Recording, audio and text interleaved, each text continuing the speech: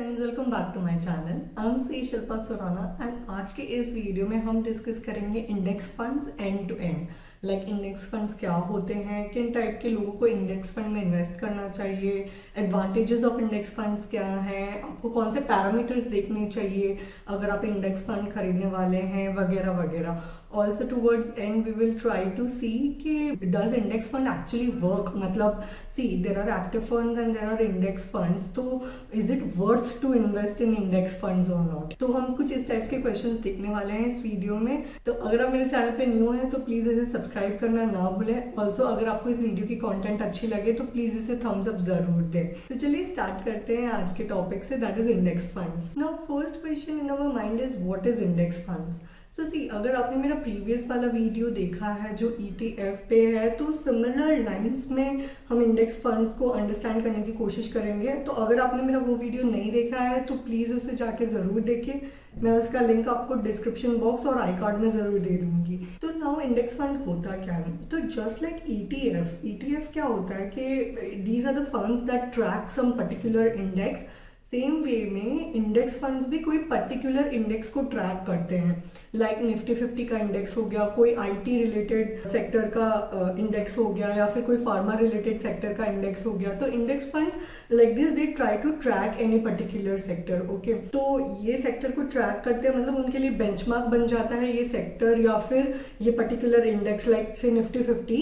And हमारा जो fund है वो क्या करता है, जो भी उस निफ्टी 50 के स्टॉक्स है वो रेप्लिकेट होते हैं इस इंडेक्स फंड में। ओके, तो ये इंडेक्स फंड के जो कॉन्स्टिट्यूएंट्स होते हैं वो ये वाले निफ्टी 50 के स्टॉक्स ही होते हैं in the similar proportion in which the Nifty 50 is there. Okay, तो अगर सपोज निफ्टी 50 में बैंकिंग सेक्टर 20% है, तो जो निफ्टी 50 को ट्रैक करने वाला इंडेक्स फंड होगा ना, उसके अंदर भी आपको बैंकिंग सेक्टर रफ अबाउट 20% ही दिखेगा। तो इंडेक्स फंड कुछ नहीं करता है, it just replicates to the index against which it is tracking itself. So I hope आपको समझ में आ रहा है रफली कि what is an index fund. It is similar to an ETF in the way that it also tracks any particular index. तो ये ETF से डिफरेंट कैसे है? तो देखिए, ETF जो होता है ना, वो आप स्टॉक एक्सचेंज पे बाय और सेल कर सकते हैं, बायर्स एंड सेलर्स से। बट जो इंडेक्स फंड होते हैं वो ऐसे नहीं होते, वो स्टॉक एक्सचेंज पे आप बाय और सेल नहीं कर सकते। वो आप डिस्ट्रीब्यूटर के थ्रू या AMC वेबसाइट के थ्रू आप ही परचेज कर सकते हैं, या फिर फिजिकल फॉर्म भर के उसको परचेज कर सकते हो। Okay, that form you have to submit to the AMC। तो आई होप आपको बेसिकली इंडेक्स फंड का एक रफ आइडिया आ चुका है कि क्या होता है। तो बेसिकली जो इंडेक्स फंड होते हैं ना, वो पैसिव फंड्स होते हैं। तो अगर आप देखें ना, कोई भी फंड जो होता है, जो म्यूचुअल फंड होता है, उसकी स्कीम्स अलग अलग हो सकती है। स्कीम्स मतलब थीम्स अलग अलग हो सकती है। कुछ जो होते हैं वो वैल्यू फंड्स होते हैं, कुछ ग्रोथ फंड्स होते हैं, कुछ कोई पर्टिकुलर सेक्टर को ट्रैक करते हुए फंड्स होते हैं, कुछ पर्टिकुलर फंड्स होते हैं जो निफ्टी को ट्रैक करते हैं। तो ऐसे करते करते बहुत सारी अलग अलग थीम्स हो सकती है ओके, कोई फंड की।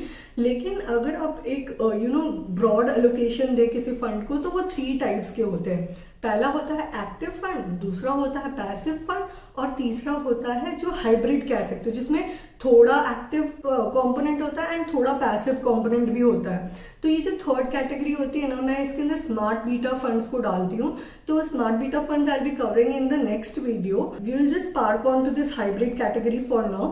तो अभी हम समझते हैं कि what is active funds and what is passive funds. Okay, तो नाउ एक्टिव फंड्स क्या होता है? इस फंड्स के अंदर जो होते हैं ना, वो फंड मैनेजर्स एक्टिवली कोई पर्टिकुलर फंड को मैनेज करते हैं। उनका इन्वॉल्वमेंट बहुत ज़्यादा रहता है एज टू कि कौन से स्टॉक्स पिक करते हैं। एंड उनका मेनली जो स्टाइल ऑफ इन्वेस्टिंग होता है वो ग्रोथ स्टाइल होता है या वैल्यू स्टाइल होता है, जिसके अंदर they try to identify certain stocks which have higher potential to grow, और they try to identify stocks which are under valued as of now and future में उनकी वैल्यू बहुत ज़्यादा ग्रो कर सकती है। तो इस टाइप के फंड्स वो लोग एक्टिवली आइडेंटिफाई करते हैं, उनमें इन्वेस्ट करते हैं। तो ये जो एक्टिव टाइप की फंड कैटेगरी होती है ना, इसके अंदर जो प्रोफेशनल मैनेजमेंट होती है या जो प्रोफेशनल्स होते हैं जो फंड को मैनेज करते हैं, उनका बहुत ज़्यादा टेक्निकल नो हाउ यूज होता है। इसके लिए ये जो टाइप के फंड होते हैं, जो एक्टिव टाइप के फंड होते हैं, इनका एक्सपेंस रेशियो अक्सर हायर होता है। And the reason is this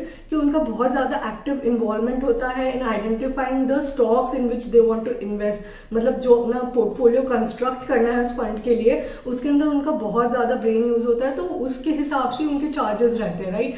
and जो सेकेंड कैटेगरी होती है वो पैसिव फंड्स की कैटेगरी होती है। उसके अंदर क्या होता है, जो ये जो प्रोफेशनल्स होते हैं ना, इनका ज़्यादा टेक्निकल नोहा यूज़ नहीं होता है। They always what they try to do is they try to track any particular index, मतलब उसके अंदर उनको अपना दिमाग लगाने की ज़रूरत नहीं है। वो एक पर्टिकुलर इंडेक्स पकड़ लेते हैं एंड उस इंडेक्स के जो कॉन्स्टिट्यूएंट्स होते हैं ना, मतलब जो उस इंडेक्स के स्टॉक्स होते हैं, वो सेम स्टॉक्स को सेम प्रपोर्शन में बाय करके वो अपना फंड क्रिएट कर लेते हैं। और ये जो फंड होता है ना, ये इस पर्टिकुलर इंडेक्स को ट्रैक करता है। ओके, तो इस चीज के अंदर उनका ज्यादा टेक्निकल नो हाउ नहीं यूज होता है। तो ये वाले जो फंड होते हैं ना, पैसिव टाइप के फंड, ये चीपर होते हैं as compare to active funds, because यहाँ पे जो मैनेजमेंट फीस होती है वो कम होती है। ओके, तो आप अक्सर देखेंगे कि जो पैसिव फंड्स है उनका TER जो होता है, that is total expense ratio, वो हमेशा कम होता है as compare to active funds. Okay, तो जो हमारे इंडेक्स फंड्स जिसकी हम बात कर रहे हैं आज के वीडियो में,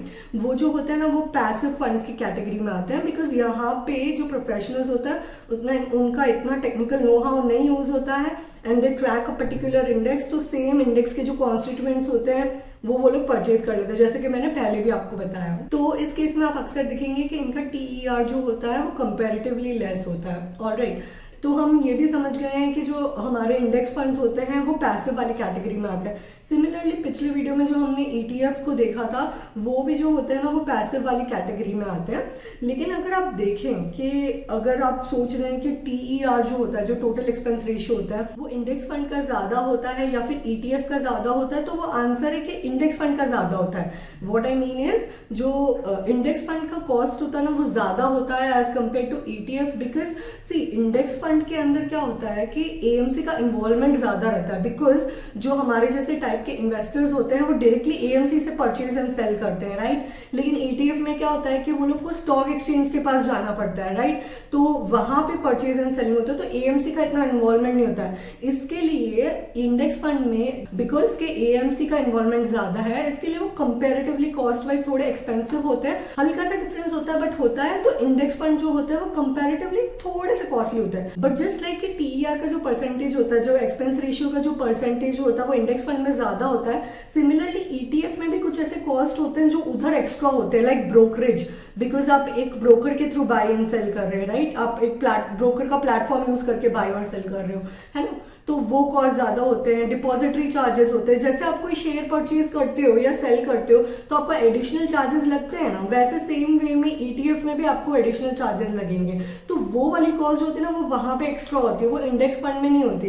तो मोटा मोटी TER इंडेक्स फंड का ज्यादा होता है, लेकिन ETF में थोड़े अलग टाइप के कॉस्ट और होते हैं। तो ऑन एंड ऑल वो ऑलमोस्ट सेम सा पड़ता है। थोड़ा बहुत फर्क पड़ता होगा कॉस्ट में, बट बहुत ज्यादा एक ड्रामेटिक या ड्रास्टिक डिफरेंस नहीं होता है। ऑलराइट, तो ये हो गया कुछ, मैंने आपको डिफरेंसेस यहाँ पे बता दिए कि इंडेक्स फंड और ETF में क्या डिफरेंस है, किसका TER ज्यादा है, किसका कम है। Now let's try to understand कि इंडेक्स फंड में इन्वेस्ट करने का बेनिफिट क्या है। ओके, तो फर्स्ट बेनिफिट यही है कि इसका TER रेशियो कम होता है as compare to active funds. Index fund का जो TER रेशियो होता है ना, वो ऑलमोस्ट लाइक 1% का डिफरेंस होता है। तो अगर किसी को लगता है कि 1% ही तो है, मतलब उससे क्या फर्क पड़ता है। तो गाइज यहाँ पे मैंने SIP कैलकुलेटर खोल के रखा जस्ट टू शो यू कि 1% का भी डिफरेंस है ना, कितना मायने रखता है अगर टेन्योर लॉन्ग हो। तो मैंने यहाँ पे कुछ नहीं किया है, सिर्फ प्रिज्यूम किया है कि आप 10,000 मंथली इन्वेस्ट करते हो म्यूचुअल फंड के अंदर, और एक्सपेक्टेड रेट ऑफ रिटर्न मैंने यहाँ पे 1% लिया बिकॉज मुझे आपको 1% का ही कीमत दिखाना है यहाँ पे, राइट। एंड टाइम पीरियड भी मैंने सिर्फ 10 ईयर्स लिया है, जो कि एक यूजुअल नॉर्मल टाइम लिमिट है अगर आप किसी इक्विटी फंड के अंदर इन्वेस्ट कर रहे हो।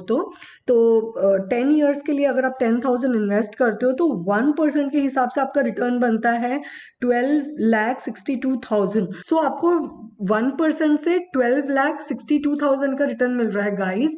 तो ऑब्वियसली ये बहुत मैटर करता है। एंड ऑफ कोर्स नाउ आप समझ रहे होंगे कि अगर आप एक एक्टिवली मैनेज फंड लेते हो जिसका TER ऑलमोस्ट 1% से हायर हो सकता है as compare to the index fund, तो you know how much as a cost you are paying, to have that fund or to purchase that fund। तो आप इस 1% को डेफिनेटली अंडर एस्टिमेट नहीं कर सकते, क्योंकि वो बहुत मायने रखता है इन द एंड जो नेट रिटर्न है आपका उसको कैलकुलेट करने में। ओके, तो like I said, first benefit is कि इसका TER रेशियो कम होता है, that is total expense ratio कम होता है। सेकेंड बेनिफिट इज कि अगर सपोज कोई पर्सन ऐसा है जिसको इक्विटी का एक्सपोजर भी चाहिए बट है ना बहुत ज्यादा वोलेटिलिटी भी नहीं होनी चाहिए, तो वो इंडेक्स फंड कंसिडर कर सकता है। Because suppose if he takes Nifty 50 index fund, तो निफ्टी 50 रिलेटेड जो भी इंडेक्स फंड्स होते हैं उसमें क्या होता है कि वो निफ्टी 50 की कंपनीज में इन्वेस्ट करते हैं, और ये कंपनी ब्लू चिप कंपनीज होती है, तो इनकी वोलेटिलिटी भी बहुत कम होती है as compare to other stocks, right. तो काफी स्टेबल स्टॉक्स होते हैं। आई मीन रिस्क हमेशा होता है guys, mutual funds are subjected to risk, please read the offer documents carefully. तो मैं ये नहीं कह रही कि रिस्क नहीं होता है, रिस्क डेफिनेटली होता है बट कंपैरेटिवली कम होता है, बिकॉज आप बहुत ही लेस वॉलेटाइल स्टॉक के अंदर इन्वेस्ट कर रहे हो अगर आप निफ्टी 50 इंडेक्स से रिलेटेड किसी फंड में इन्वेस्ट करते हो तो। ओके, अब आप में से कुछ लोग ऐसा सोच रहे होंगे कि इंडेक्स फंड क्या रियली वर्क भी करते हैं। I mean see, active fund जो होते हैं वो क्या होते हैं कि प्रोफेशनली मैनेज्ड फंड्स होते हैं, जिसके अंदर जो आपका मैनेजर होता है, फंड मैनेजर, वो अपना टेक्निकल नो हाउ यूज करता है, तो he tries to generate index beating returns या फिर बेंचमार्क बीटिंग रिटर्न्स। तो बेंचमार्क क्या होता है अगर मैं सिंपल शब्दों में आपको बताऊं तो देखो, एक तो मैं ऐसे बोलती हूँ कि मेरी जो कार है ना वो बहुत फास्ट जा रही थी, और दूसरे वे में मैं उसको कैसे बोल सकती हूँ, मेरी कार तो है ना ट्रेन की स्पीड से भी ज्यादा चल रही थी, तो मैंने यहाँ पे अपनी कार को ट्रेन की स्पीड से कंपेयर किया, राइट। तो ट्रेन की स्पीड जो है इस केस में मेरे लिए बेंचमार्क हो गई है, जिससे मैं अपनी स्पीड, अपनी कार की स्पीड को कंपेयर कर रही हूँ। तो सिमिलरली जो फंड होते हैं ना वो अपने लिए एक बेंचमार्क सेट कर लेते हैं कि सपोज मेरे लिए निफ्टी 50 बेंचमार्क है या निफ्टी 100 बेंचमार्क है, कुछ भी ऐसा, you know, they decide a benchmark for themselves and वो अपने फंड को उससे कंपेयर करते हैं। तो जो एक्टिव फंड होते हैं ना जिसके अंदर प्रोफेशनल मैनेजर का इन्वॉल्वमेंट ज्यादा होता है, they always try to give you return which is more than the benchmark. वरना क्या, आई मीन अगर they are not able to generate return higher than the benchmark, तो फिर फंड में इन्वेस्ट करने का फायदा ही क्या। फिर आप ये जो पर्टिकुलर इंडेक्स है, जो बेंचमार्क है, उसी में इन्वेस्ट करो ना। आप इंडेक्स फंड खरीद लो, कम से कम आपका एक्सपेंस रेशियो तो कम होगा। तो ऑलवेज एक्टिव फंड के जो मैनेजर्स होते हैं ना उनके दिमाग में ये होता है कि इंडेक्स बीटिंग रिटर्न लाना है। तो ये रिटर्न लाना फॉर श्योर इतना आसान नहीं होता है, बिकॉज ऑलमोस्ट ऑल जो नॉर्मल रिटर्न है, जो एक इंडेक्स फंड को सपोज एक बेंचमार्क से मैच करने के लिए 12% का रिटर्न लाना पड़ता है, तो एक जो एक्टिवली मैनेज फंड है ना उसको 1% ज्यादा लाना पड़ेगा, बिकॉज उनका TER जो होता है वो ऑलमोस्ट 1% से हायर होता है। ओके, तो इंडेक्स फंड का सपोज TER 0.3% है, तो जो एक्टिव फंड का होगा ना वो ऑलमोस्ट कैटेगरी एवरेज जो है वो 1.3% है। तो आप समझ रहे हैं 1% का डिफरेंस आ रहा है। तो उनको हमेशा जो रिटर्न अपना ला रहे हैं वो बेंचमार्क से +1 तो लाना ही पड़ेगा, तो उनका इक्वल टू इंडेक्स फंड होगा। अगर बीटिंग बोल रहे हो तो कम से कम 2-3% और लाना पड़ेगा। लाइक अगर सपोज बेंचमार्क का रिटर्न 12% है तो इनको 13% तो फॉर श्योर चाहिए अगर उनको बेंचमार्क से मीट करना है, तो प्लस उनको 2-3% और, मतलब 15% के आसपास चाहिए if they want to generate a benchmark beating return, right. तो ये कॉन्स्टेंटली लाना एक बहुत आसान बात नहीं होती। Like year on year you know beating your benchmark is not an easy job guys. तो मैं अब आपको एक रिपोर्ट दिखाने वाली हूँ जो S&P ने पब्लिश की हुई है। तो S&P एक कंपनी जो हमें various type of indices provide करती है। तो हम देखेंगे कि उस कंपनी ने क्या बताया है, मतलब एक्टिव फंड्स कितने ऐसे होते हैं जो अपने बेंचमार्क को आउट परफॉर्म कर पाते हैं और कितने ऐसे होते हैं जो अपने बेंचमार्क से अंडर परफॉर्म रहते हैं। तो इस टाइप की एक रिपोर्ट S&P ने पब्लिश की हुई है जो हम देखेंगे अभी, and we will try to see that you know how difficult it is actually to beat the benchmark also. तो चलिए हम वो देखते हैं एक बार। तो गाइज यहाँ पे मैं S&P ग्लोबल की वेबसाइट पे हूँ एंड मैं अपना रीजन सिलेक्ट करूंगी जो कि है इंडिया। एंड मैं इंडिया का अगर देखूं तो यहाँ पे आप ये फिगर देखिए जो चौंका देने वाले हैं। 87.95% of the funds underperformed the S&P BSE 100 index. Okay, तो here you can see कि almost 88% ऐसे फंड है जिन्होंने ये पर्टिकुलर इंडेक्स से भी अंडर परफॉर्म किया है। तो I know one thing that all the funds of course are not benchmarked towards this particular index only. Okay, but at least हमें ये रफ आइडिया तो दे रहा है कि यू नो 88% जो है फंड्स जो एक्टिवली मैनेज्ड फंड्स हैं are still underperforming as compare to this particular particular index which clearly shows कि how difficult it is to beat the benchmark. Okay, तो अगर ऐसी बात है, अगर 88% of the funds जो हैं वो अगर इस पर्टिकुलर इंडेक्स को मैच नहीं कर पा रहे तो मैं इस पर्टिकुलर इंडेक्स से रिलेटेड फंड में ही इन्वेस्ट करूँ ना. मैं why will I go and invest in any active fund and pay higher fees also and then eventually get a return which is less than this particular index. Okay, so I hope you are getting my point that how difficult it is, कितना difficult है किसी mutual fund के लिए ये वाला target achieve करना कि 88% of the funds have underperformed. Okay, and only 12% of the funds have outperformed this particular index. तो आई होप आपको एक आइडिया मिल रहा है कि you know how much under performance है फंड की and how much over performance है. ये 5 years की थी, आप वेरियस ईयर्स की भी देख सकते हैं and what you can do is category wise भी थोड़ा देख सकते हैं. तो you can just expand this and इसके अंदर आपको ये देखने मिल जाएगा कि लार्ज कैप में कितने परसेंट फंड्स अंडर परफॉर्म किए थे. तो यहाँ पे क्लियरली दिखा हुआ है which have underperform the benchmark. Okay, you know this number are so huge. Okay, तो what I am trying to make a point here is it is not very easy to beat the benchmark. तो जब इतना difficulty है तो why not to go for index fund and invest in them, because वहाँ पे तो TER ratio भी कम है, right? तो what is the harm in going for index? So this is my view. Obviously you can have a different view, but this is what I feel about index fund कि this can be one of the very good opportunity to invest wherein you know you don't have to worry too much कि you know fund manager ने सही constituent choose किया भी है या नहीं किया है. तो वो सब झंझट झमेला से you can stay away. And also Warren Buffett, जिसको आप में से बहुत लोग जानते ही होंगे, obviously the guru of you know value investing. तो he also in his articles have said numerous times के investing in index fund for the people who are relatively new. तो जो लोग ज़्यादा new हैं investing की दुनिया में and उनको इतना ज़्यादा idea नहीं है invest करने के बारे में, उनके लिए index fund can be one of the very good options, because obviously you guys know right कि जैसे कि ये figures हैं, आप सोचिए only 12% funds हैं यहाँ पे. like if you see this figure it's 88.14, मतलब less than 12% ऐसे फंड हैं जिनमें से आपको आइडेंटिफाई करना होगा अगर आपको इंडेक्स बीटिंग रिटर्न चाहिए. तो अब मेरे को आप एक बात बताइए, क्या आप इतने स्मार्ट हैं कि आप वो लेस देन 12% वाली कैटेगरी में से एक फंड उठा सकते हैं? अगर नहीं तो मैं ये लिटरली क्वेश्चन आपके लिए छोड़ रही हूँ कि आप प्लीज डिसाइड कीजिए कि आपको क्या करना है. तो guys I hope I am able to convince you now कि मुझे ऐसा क्यों लगता है कि index fund can be one of the very good opportunity to invest your funds in. Okay, if you still have any doubts, do let me know in the comment section below and I will try to solve those. अब चलते हैं उस section की तरफ जहाँ पे हम ये देखेंगे कि अगर हमें किसी इंडेक्स फंड को एनालाइज करना है तो हम कैसे कर सकते हैं. तो मैंने एनालिसिस वाला पार्ट मेरे ETF सेक्शन में भी कवर किया था. मोर और लेस इंडेक्स फंड को एनालाइज करने का भी सेम तरीका है जहाँ पे आप TER जरूर देखिएगा, बिकॉज वो आपको बताएगा कि आप अपने फंड पे कितना कॉस्ट इनकर कर रहे हो परचेज करने के लिए. सेकंड जो मुझे लगता है कि आप थोड़ा हिस्ट्री देख लीजिए कि फंड एकदम न्यू नहीं हो, थोड़ा पास्ट परफॉर्मेंस देखने के लिए डेटा अवेलेबल होना ही चाहिए.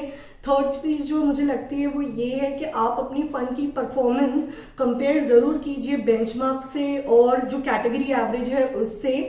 तो that will give you an idea कि आपका फंड कंसिस्टेंटली अंडर परफॉर्म तो नहीं कर रहा है. तो वो एक चीज जरूर देखिए and that will also help you to identify the tracking error. मतलब सपोज कीजिए कि आपका बेंचमार्क की जो लाइन है वो तो ऐसे जा रही है, ठीक है, एंड आपके फंड की लाइन ऐसे जा रही है, तो constantly there is a tracking error because आपका फंड जो है वो अंडर परफॉर्म कर रहा है, right, as compare to benchmark. I mean past return जो होते हैं वो गारंटी नहीं होते हैं कि फ्यूचर में भी वैसे ही रिटर्न आएंगे, बट एक आइडिया तो पड़ जाएगा कि ये फंड कैसा परफॉर्म कर रहा है थ्रू आउट द पीरियड. अब फ्यूचर में थोड़ा अलग भी हो सकता है but you can not completely ignore its past history, right. उसके अलावा कुछ रेशियोज जिनके बारे में मैं पहले भी बात कर चुकी हूँ, like standard deviation, like beta, like Sortino, like Sharpe.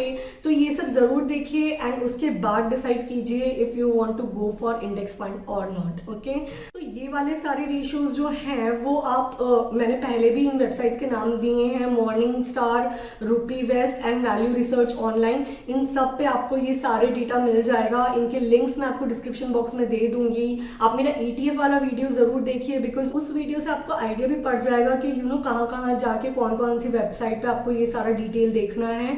तो I hope this video helps you in making an informed decision and अब आपको इंडेक्स फंड से रिलेटेड जो कॉन्सेप्ट्स हैं वो क्लियर हुए हैं. स्टिल अगर आपको कोई भी डाउट है तो मुझे कमेंट सेक्शन में जरूर बताइए and I will try to help you.